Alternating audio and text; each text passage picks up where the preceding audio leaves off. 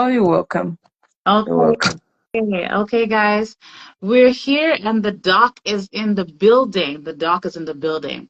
As I mentioned, it's one thing to have a conversation amongst your peers, but it's another thing to have a conversation with a psychologist, with a professional. And I'm so excited to say, to welcome Dr. Colleen Challey for her return because she was with us for the buildup of the family. And now today she's joining us for the breakdown of the family. So we're going to make this discussion really quick. Thank you to who came in and, who went out and came back in.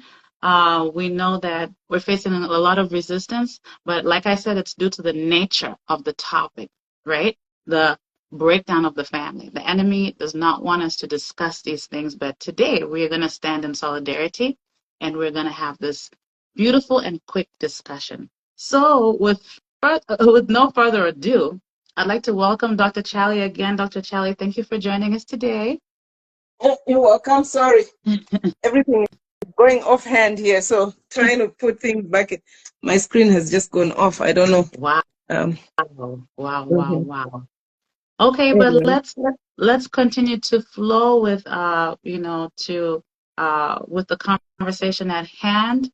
Again, welcome to Sister Pods, where today we're going to be discussing the breakdown of the family with Dr. Colleen Challey. Okay. There's a Bible verse that I love. It's Psalm 133. It says, "How good and pleasant it is when God's people live together in unity." Mm.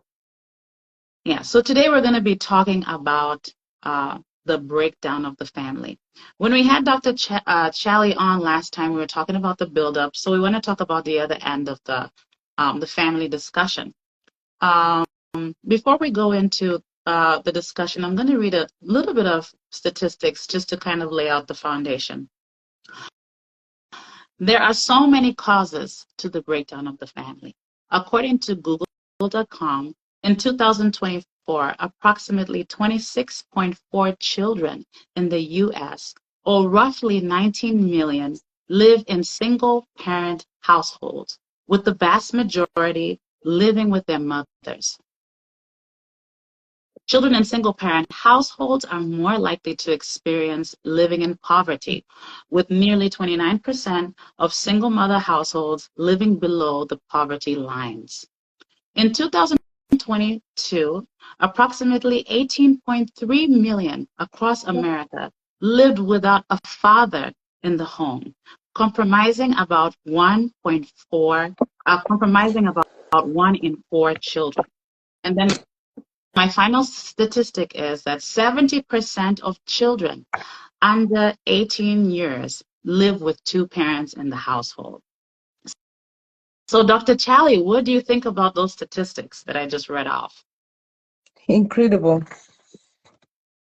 Yeah. It is what it is right now. I mean, it's quite a big number. Yep. I'm looking at my own stats here as well. They're also on Google. I guess I don't know. I guess it's just giving different. It says in 2022 it was 14.3 million children lived in a mother-only household. Anyway, that's for mother. Yeah, mother-only household. 3.5 million in father-only households, and about 6 million with cohabitating parents. In 2023, 25% of US children lived in single-parent households. It is a big one. I mean, 25%, I mean, that's a lot. That's quite a big number. It's a big chunk. And that shows us that's part of what it is right now. The family structure is, we have to consider those living in single-parent households. Yes, definitely. Thank you so much for those statistics. Yeah, I can see there's a little bit of a different percentages, but I think the point is that this is like a huge number. 25% is huge, right? Right, 25% is a huge number. It's really like a quarter of the whole U.S. population of children. Wow. You know. Wow. Now let's go in to talk about this further. As I mentioned, there are many causes to the breakdown of the family. And a lot of times people see a single mother, taking care of their children, and they jump to an assumption, oh, maybe that's a single mother who had a child out of wedlock, or maybe that's just a single, a girl who maybe was irresponsible in a relationship or a situation. But I'd like us to go into some of the causes of the breakdown of the family. So I was wondering, Doc, can you tell us what are some of the causes of the breakdown of the family? There's so many causes for breakdown of families, unlike maybe general knowledge that most people might think, most times when we talk about breakdowns of families, we go to, kind of stereotypical ways of thinking in terms of what has caused the family to break down. And that can be a lot of things. But just to name a few things that could cause a breakdown of a family, we can talk about economics. When there are financial hardships, sometimes families break down, because it strains relationships, right? And then we can talk about infidelity, when there is lack of commitment in a relationship, extramarital affairs and all the above can cause family breakdown. We can talk about poor communication, can cause family breakdown. We can talk about domestic violence. It can cause family breakdown. We can also talk about substance abuse. It can cause breakdown. I mean, there's so many. Maybe we can even talk about over religious people. One is too religious, the other is not. I mean, part of that is communication, really. But yeah, so there's so many reasons that can cause breakdowns. But the ones I've mentioned, I think, are very important: economics, infidelity, poor communication, domestic violence, substance abuse. One of the major ways that that can break down. Yes, I love that. Thank you so much for mentioning that variety of causes. And you forgot the big one, the major one, the big D, right? Yeah. Divorce. Yes. Oh, okay. Yeah. Of course. In my mind, I'm thinking we're talking about, when we say breakdown, we're talking about divorce. So I didn't mention it as a factor, but as part of what breakdown means. Yes. Yes. Yeah. So, I mean, as you all have heard, for those of you who are going to come across this live, and for those of you watching now, thank you again for joining us for this quick discussion. You've heard our doctor mention several causes for the family breakdown. And so when it's never just one thing, right? It's usually a breakdown, especially after a buildup of a family. It's usually several things that can break the family down. And it doesn't just happen overnight. It happens in a series, right? In a process, right? So let's go to the next question, which would be, what happens to a family after divorce? Breakdown, of course. We're just talking about breakdown right now. And I think it's a very important thing to think about. I mean, what happens to a family after divorce? Some may lose touch, some may lose friends. Example, I know some people who have, after a divorce, friends needed to pick which side they want to continue with. They were feeling uncomfortable doing this or doing that, feeling uncomfortable to support, so it brings a lot of problems within the family, right? And within the community, because it becomes very awkward. I imagine two people attending one church, and now after divorce, the other one has to either leave to facilitate the other one, especially, let's say somebody else remarries, and it's just a problem, and the other one wants, so family breakdown after divorce, let me put it that way, can be really, really, devastating, impactful on people. Yeah, very impactful. Life-changing, like you said, impactful. And also think about, other than the fact that, of course, friends and all that community, people choosing this side or choosing that side, or people choosing to look down at the woman and say, hey, Most of the time when there's a breakdown in family, the woman is always the wrong one. Not that, in inverted commas, she's always the one who has the problem. And so people would take up the man's position. Oh yeah, the woman is bad or whatever. So that part also is a problem that can come after marriage.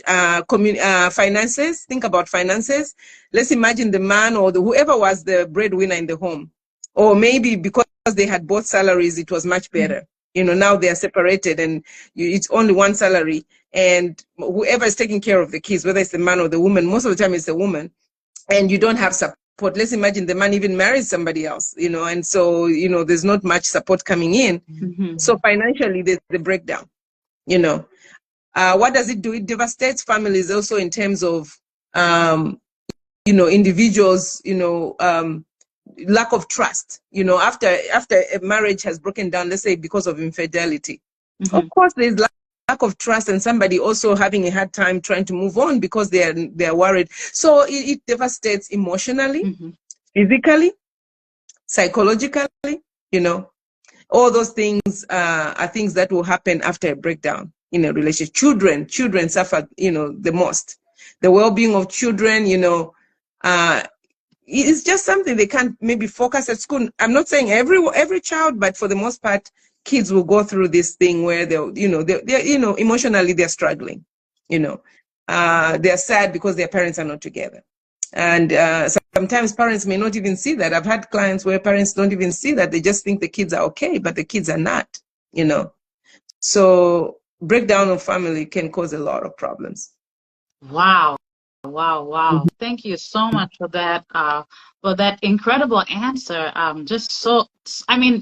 There's so many things that you said that I myself am just taking it in. I was trying to keep up, typing and writing stuff here and there, but it's like just one word. When you think about the breakdown of the family, one word sums it up, and that is devastation, right? Oh, yeah. Yeah. Because a lot of times people think that when people get divorced, that maybe the person who initiated the divorce, won't care when the marriage is open. And that's not necessarily true. I don't think anyone gets married to get a divorce. Nobody does that. Yes, that is insane. that is really, really something else. Let's talk about the church real quick, and we just want to scratch the surface because we don't want to ruffle feathers. So let us talk about the church. When we just came from talking about what happens to a family after divorce. Now let's talk about how the church views single mothers and fathers after divorce.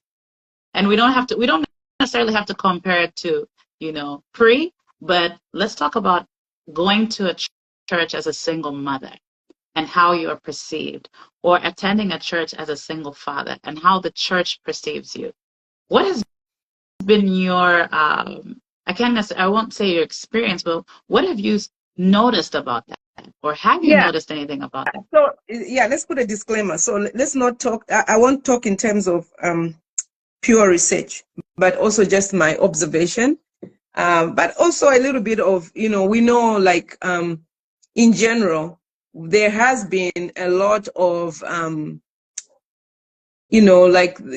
way stigma, mm-hmm. Connected to single parenthood, right? Mm-hmm. I once had a lady that once stood up at church and she was talking about her having lost her husband. She lost her husband. Before her husband died, she had a lot of friends. Everybody was a good friend. They had friends. They used to hang out as couples and stuff. When she lost her husband, she felt like she was being sidelined. She felt like, now that she was single, most of these women were even scared for her to be with them because maybe they were fearing that she might, end up with their husbands and stuff like that. The relationships just changed. Mm-hmm. So you can imagine this woman who's just a nice, God-fearing woman who's just genuinely wanting to be friends with her friends that she was friends with and can see the difference now and the avoidance that is there within the community that she once thought was there for her, So within the church, we do have a lot and you know, it's so sad to say sometimes the worst critics are found within these same walls, the church, you know. They are more critical than others. Although I should also put out a disclaimer to say, you know, I know that now there's a lot of emphasis on single families where, you know, certain churches, not all churches, will work on trying to encourage and work with people, and also, you know, help people, educate people on single families. There are also people in the church. There are also people who are striving. Doesn't mean that when people are single, then, you know, everything is all bad, and, you know, they have all these, you know, negative things about them. So some places you might find some churches where they kind of emphasize, you know, that you know, families, you know, single family families are also, you know, just like other families, you know. Then you will find other places, and I think it goes by church to church. You know, when I say church to church, I'm not talking about a whole denomination. I'm just talking about the home church where you worship. Sure. You know, sometimes the attitudes kind of tend to be, you know, a certain way depending on how it is there, the leadership and all that kind of stuff. So I think I wouldn't say completely that all churches, you know, have this, you know, bad attitude towards single people, but I would say, you know, we still have that a lot in churches where, you know, single people are looked down upon and not really taken care of, you know. I love that, actually. I love that the end of what you just said, where single families are not taken care of, you know. Yeah. I love that because you're right. Some of the things that you mentioned about the individual that you knew that went from being married to being unmarried, and how they noticed a change in how they were treated. And by the way, this doesn't necessarily happen. It happens outside of the church too, but within the church, you're expecting to still be loved and cared for, right? That's like that's the whole thing of things. That church community, you're expecting to have them, you know, wrap their arms around you in that, you know, that time of, you know, when you're going through that process and you're trying to heal and all that. And just like, you know, you mentioned, sometimes it happens within those walls, you know, and that's the place where it's you at least expect it to happen, or at least you at least hope it to happen. But you're right about, you know, and I've heard things as well too about how you're treated before and after, and it's very sad. It's very sad. I love that you said that there's some churches that have, you know, start initiatives to educate people on single parent families. I love that, and that doesn't happen in every church, but I wish it did. You know, I wish it did. Yeah. So there are many churches, however, that are striving to create, you know, more inclusive environments, like I said, for single parents and singles, you know, offering support, resources, and opportunities for fellowship and service. But not every church. So, and I think also it goes with leadership. You know, depending on the leadership of that church, how the pastor is inclusive, or whomever is in leadership is inclusive, and making sure that all their, you know, parochian members of the church are taken care of. You know, I love that. Yeah, and some of the things, you know, just to mention some of the things that most single people might face, or maybe single families might face in churches, might be like feelings of invisible or unimportant, you know, and tell me if I'm wrong, but there might be that part where, you know, you kind of feel like you're not important because people are putting emphasis on the people who are married and, you know, have, the structure and family and stuff like that. Sometimes it might be lack of support and resources. Think about it. Sometimes, you know, churches will, let's say they'll hold couples, you know, events and, family events and blah blah blah, but then there's never one that is necessarily, you know, focused on those single parents or divorcees or, you know, widowers or that have lost, and, you know, like trying to, you know, so it may not always be there unless, like I said, if the leadership is really particular about making sure that they are inclusive.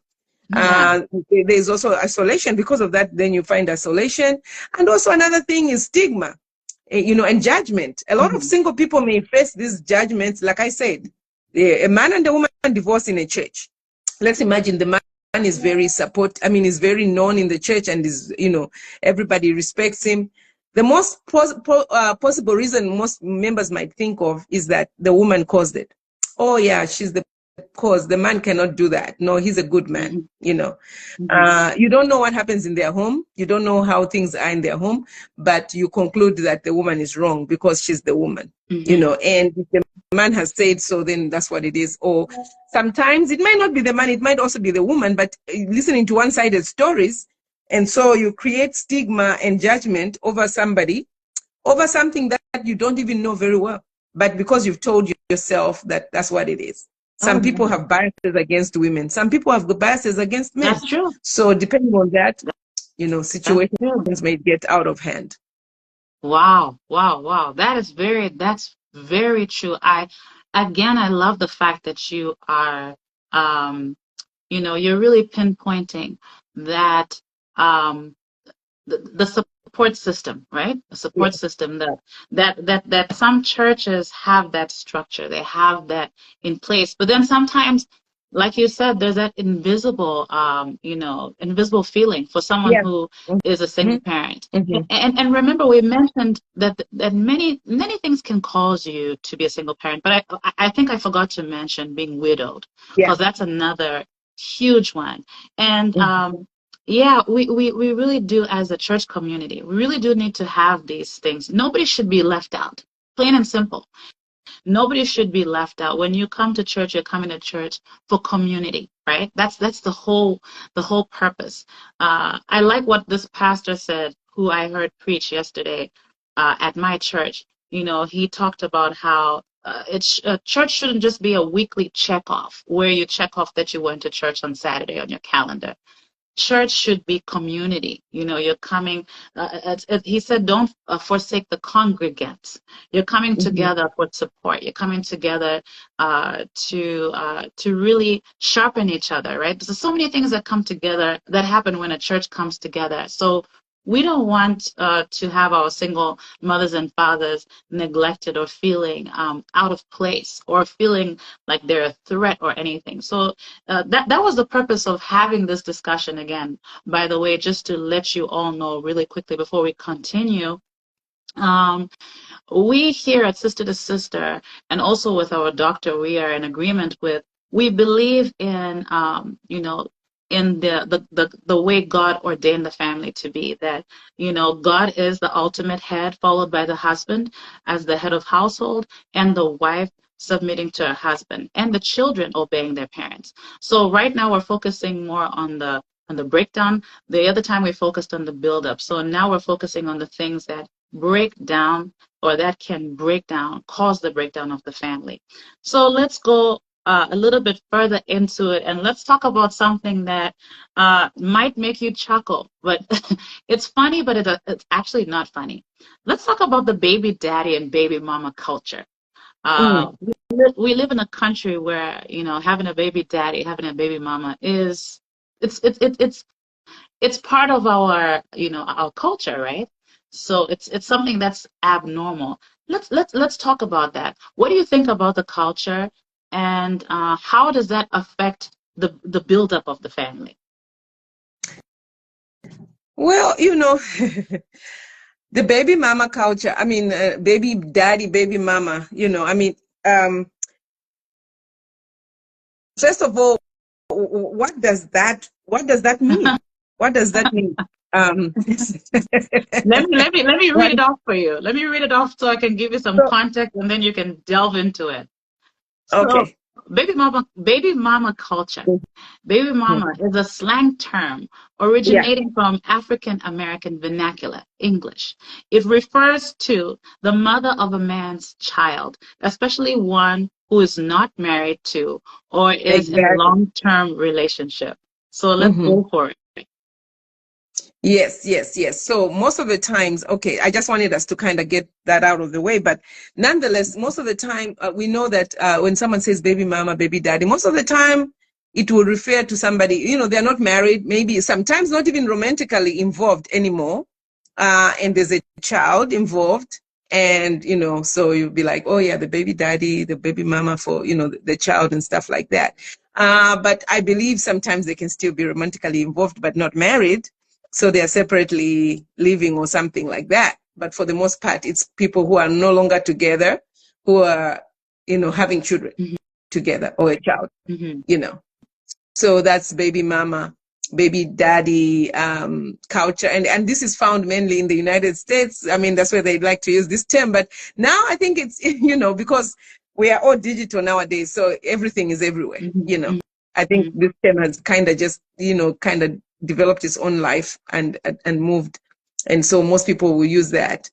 And it shows also the changing structures of family. Now we do have, a very, very, very big culture of baby mama, baby daddy situations. So anyways, now if I ask, like, what is it that you're alluding to when you talk about the baby mama, baby daddy culture? I mean, I feel, or should I rather ask you, do you think, and I'm going to state my opinion as well, do you think that this culture is causing a direct breakdown to the family?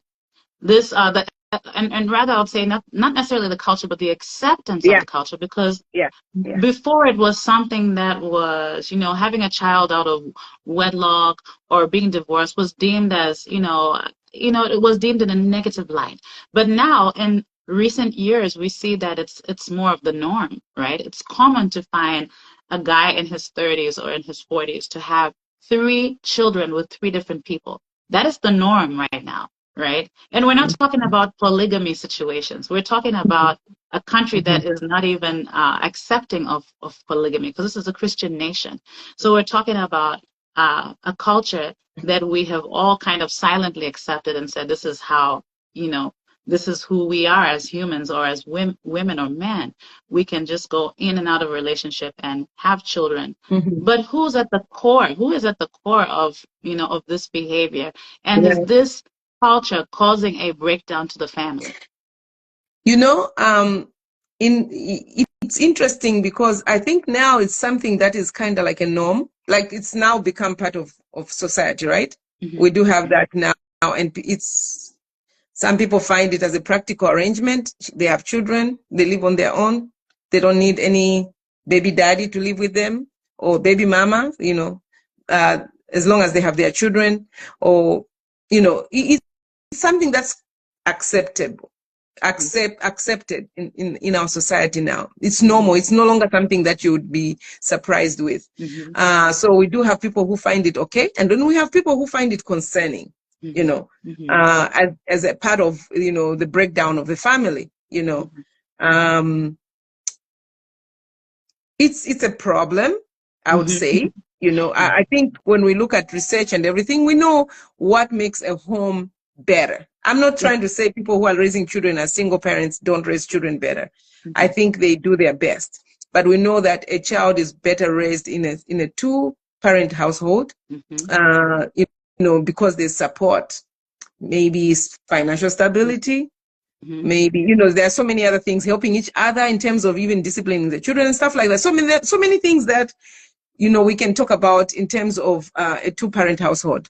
So when it comes to, this particular structure, I believe it has, potential not to be, I'm trying not to not offend anyone, but of course, but it has potential to not be the best way to raise our children. And it's concerning that it's beginning to be a culture. So it's becoming normal. So that's concerning. That's what I like. And I like what I mentioned before, was that we're just scratching the surface. So we don't want to, ruffle feathers. We're just opening up, this discussion. So I know that it's not easy. That's not an easy question to answer, right? It's not an easy question to answer, but I do understand that also being in a 2-parent household, definitely I know that our doctor is referring to a healthy situation. So we're saying a 2-parent household would be better if, obviously if it's not toxic, if it's not, if it's not unhealthy for the child or for the children. So that's what we are advocating for when we talk about two-parent household. Yeah, so let's knock this out of the park with our final question. How can we keep families together? How can we keep families together? Okay. I think we've talked about, some of the reasons why families break down are the same as some of the reasons how we can help a family to stay together, right? So effective communication is something that is good. When you encourage open and honest dialogue among family members, helps the family to stay together, right? And that there's a lot to talk about when it comes to communication. I believe it's one of the biggest culprits that causes problems, because a lot of people, misunderstandings are easy. You can misunderstand each other just like that. Easy. That's right. Yes. So communication is a big one. Financial planning, within families, mama spends too much, daddy doesn't spend much, and there's arguments every day over finances, can cause breakdowns, and even if it's not a mother, or it's, maybe another family member within the family. Ways to stay together sometimes, when you are getting problems, seek counseling, seek support from your pastor, seek support from somebody is there to support you and help you, not somebody who's going to cause problems for you. Yeah, therapy. I mean, just put it out there. Yeah. Therapy, because obviously as Africans, we're not really, and not just Africans, even as Black people, we're not really accustomed to taking our problems outside of the home, right? Because obviously when you look for a therapist, it's like you're opening up a doorway to putting your business out there. And that's not at all how we should view therapy. Sometimes things need to be discussed, and you do need a third person's perspective rather than just the two of you going back and forth and trying to make things work. So therapy, are you an advocate of therapy as a means to keeping the family together? Why not? I'm a therapist, and I should be able to advocate for that.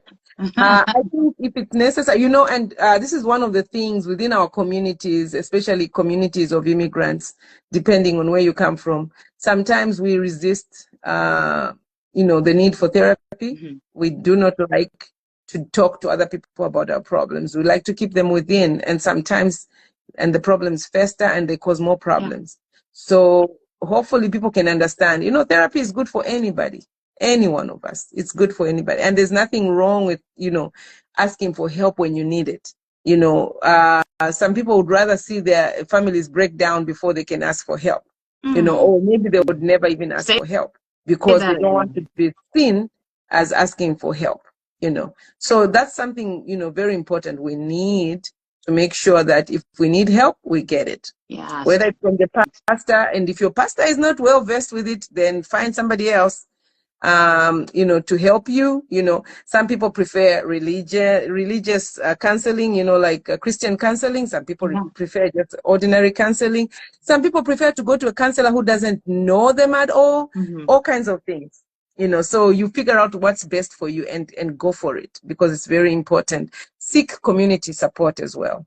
When you engage yourself in community where there's positivity, you have a church family. I tell people sometimes, even if you are not a Christian, if there's a church in your community and you think it's going to benefit you and your children, go. You want something positive for your children. They're going to learn over there. They're going to see other kids, doing positive things, growing. They're going to make friends with children who are trying to be positive. It's very helpful for your family, So those are some of the things that, we can work on, keep ourselves stable, maintain stable families that are running fine. Don't wait till there's a problem in order to try and solve it. Sometimes it's too late. Yes. Oh my goodness. Listen, we just got this conversation started, and we're going to pause here. Obviously, we discussed, a few things to keep you guys' minds kind of, working. you know, and just go back and if you could watch this live again, because you may not be the one who's experiencing the breakdown of the family, but you may have a family member, you may have a friend, a coworker who may need to hear some of these things that our good doctor just said. So please do, again, when you get time, grab your pen and paper and write down some of this information that you just received today. Again, like I said, we're going to be pausing here because this is a conversation that can take hours and hours, right? You can't fix a problem in a day, but you can start. Find a starting point. And that is exactly where we are at our starting point with Dr. Colleen Challey. So with that being said, Dr. Colleen, thank you so much for joining us today for this little portion of our discussion. For those of you who can, please do share this this video, and please do share this information with someone that it could help. And Dr. Challey, of course, we will be in touch for our third portion of the conversation. Yes. Go on, and this time we're going to make sure it works very well. I know people, we've been having difficulties, but I hope the next time will be fine. And it will be a longer discussion, right? Oh yeah. We had a lot of resistance at the top of the conversation. Yeah. But this is a very important conversation to be had, and we're just scratching the surface. So join us again next time. I'll give you guys a notification on when we're going to be doing a part 3. But for now, sit back, relax, watch this video again, and kind of think of ways that you could help to you know, build the family, and ways that you could help if you know someone who is in this position where their family has broken down, if they're a single father, if they're a single mother, if they feel left out, if they don't have support in and out of church. Think of ways that you could help to keep the family together, because that is our goal with this topic of conversation. Again, Dr. Colleen Challey, thank you for your time. You're such an amazing person, and I would not have done it with anyone else rather than you, big sis. Thank you so much for your time. You all, thanks for watching, and you guys have an amazing Sunday. Bye-bye now.